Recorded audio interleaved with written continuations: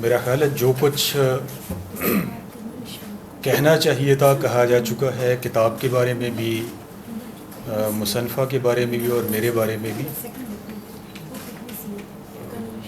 میں صرف ایک چیز کہوں گا، جب ہم بات کرتے ہیں جیون ساتھی کی تو آپ سب نے سنا ہوا ہے کہ گاڑی کے 2 پہیے ہیں، لیکن جو غور کرنے والی بات یہ ہے کہ گاڑی جب چلتی ہے تو ان پہیوں میں کبھی ہوا کسی میں کم کسی میں زیادہ، کچھ ہموار سطح پہ، کچھ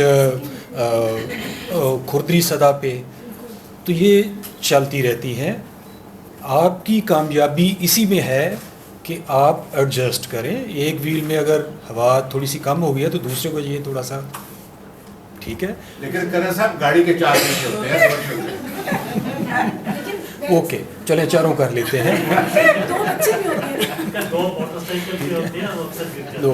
2 بچے بھی ہوتے ہیں. تو مطلب جو ایک عام مثال ہے، میں قاضی منشا صاحب کی طرح اتنا زیادہ صاحب فصاحت تو نہیں ہوں، ورنہ میں اس چیز پہ بھی غور کر لیتا. ماشاءاللہ آپ نے بڑے اچھے طریقے سے کور کیا.